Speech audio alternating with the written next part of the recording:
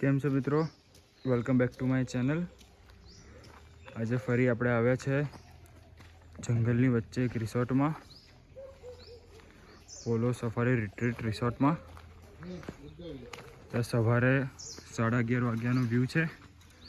આ શનિવારનો દિવસ છે પણ હજી કોઈ આવ્યું નથી। 11:30-12 વાગ્યા સુધી બીજા લોકો આવશે। અમે કાલ રાતનો નાઇટ સ્ટે છે તેથી વહેલા અહીંયા આવી ગયા છે। આ હતો એનો પાર્કિંગ એરિયા। હવે આપણે લઈશું અહીંથી એન્ટ્રી અંદર। આ બાજુથી ડાયરેક્ટ ટેન્ટ બાજુ જવાય છે। આ બાજુ હોલ્સ છે અને આ બાજુ આપણે ડાઇનિંગ એરિયા છે।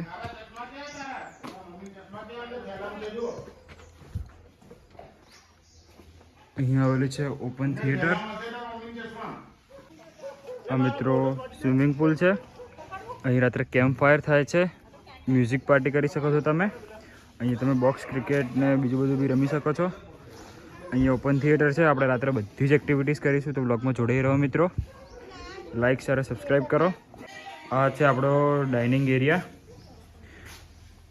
અહીંથી બધું ખાવાનું સારું થાય છે અને આ છે કિચન। વિજયનગર પોળોની અંદર અમે આજે પોળો રિટ્રીટ રિસોર્ટની અંદર આવ્યા છે। એક દિવસનો પ્લાન હોય કે 3 દિવસનો। અહીંયા હજારો વૃક્ષોની વચ્ચે સ્વિમિંગ પુલથી લઈ બાળકોને રમવા માટેની તમામ એક્ટિવિટીની સુવિધા ઉપલબ્ધ કરવામાં આવી છે। સવારે બ્રેકફાસ્ટ, બપોરનું લંચ અને રાત્રિનું ડિનર તેમજ કેમ્પ ફાયર અને મૂવી જોવાની પણ ફેસિલિટી ઊભી કરવામાં આવી છે। પોળો રિટ્રીટ સ્ટેપ બાય સ્ટેપ જે બનાવેલે અલગ અલગ ટેન્ટ છે તેમાં તેની અંદર ટ્રી હાઉસ 2 જેટલા ટ્રી હાઉસની પણ વ્યવસ્થા કરવામાં આવેલી છે, જેમાં તમે રોકાઈને જાણે કોઈ હિલ સ્ટેશન શિમલા કુલુ મનાલીમાં આવ્યા હોય તેવો તમે આનંદ માણી શકો છો। એકદમ નીરવ શાંતિ વચ્ચે મનને અને દિલને આહલાદક અનુભવ કરાવે તેવી આ જગ્યાનો 1 દિવસ કે 3 દિવસ માટે પ્રવાસ કરવાની જરૂર છે, જ્યાં તન મન અને આરામનો તમને અનુભવ થશે। હવે આપણે જઈ રહ્યા છે મિત્રો ટ્રેકિંગમાં। રિસોર્ટના એક ગાઈડ આપણી જોડે આવશે। આપણો જંગલનો ટ્રેક ચાલુ થઈ ચૂક્યો છે મિત્રો। આ ટ્રેક લગભગ 2.5 થી 3 કિલોમીટર જેટલો હોય છે। આજે શનિ રવિ છે તે થોડી ભીડ વધારે રહેશે। ચાલુ જ છે ભાઈ।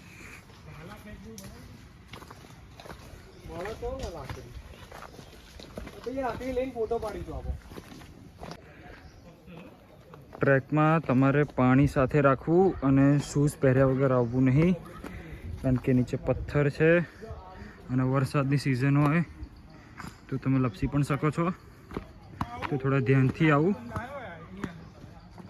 રાત્રે અલાઉડ નથી ને ભાઈ, અર્લી મોર્નિંગ આવવાનું। કાલ આપણે અર્લી મોર્નિંગ આવવાનું ટ્રાય કરીશું મિત્રો અને બતાવીશું। એ રાત્રે ભાઈ ઊભા ના રહેવાય, અહીંયા બીક તો લાગે। ઉપર મંદિર જેવું કંઈક આવો અહીંયા પાડજે જય માતરમ।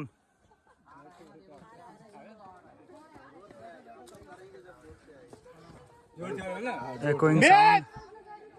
चलो वो भारत माता को तब जय बोलिए ना। हाँ, भारत माता की जय वंदे मातरम। આપણે આગળ ટ્રેકિંગ કર્યા બાદ મિત્રો આપણે આવ્યા છે વણજ ડેમ આગળ।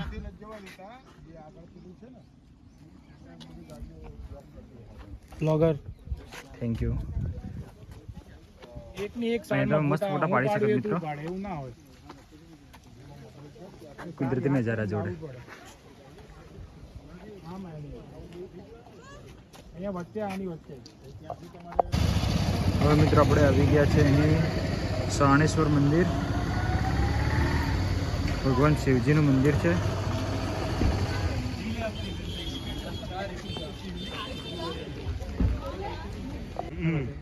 આ બધી જગ્યા મિત્રો ખંડિત થઈ ચૂકી છે. હવે આપણા ઓલ્ડ હેરિટેજ છે.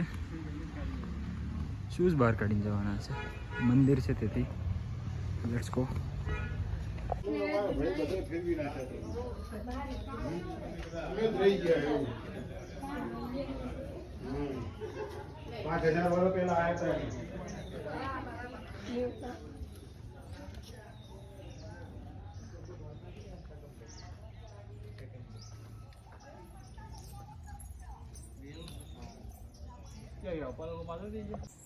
મિત્રો આપણે શિવજીના મંદિરની અંદર આવી ગયા છે અને આ છે એનું શિવલિંગ.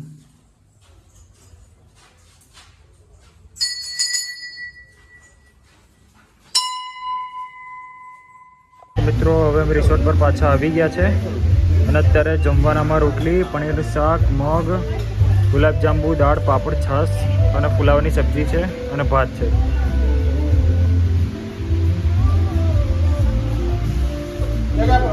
ગીતની મજા માણતા હોય તો પ્રકૃતિની વચ્ચે જમવાનો આનંદ. સાંજના વાગ્યા છે મિત્રો 7 અને આપણી જોડે આજે શનિવારને લીધે બીજા લોકો બી આવ્યા છે રિસોર્ટમાં. કોકની એમની બર્થડે હતી ગ્રુપમાંથી, એમને કેક કટિંગ કરીને એ લોકો અહીં રમી રહ્યા છે. થોડી વારમાં ડિનર આવશે, ત્યારબાદ કેમ્પ ફાયર અને બધું ચાલુ હશે. હવે થોડી વાર સ્વિમિંગ પુલની મજા માણી અને આ છે આખું આપણું નાઇટ થિયેટર. એમાં આપણે રાત્રે મૂવી પણ જોઈશું.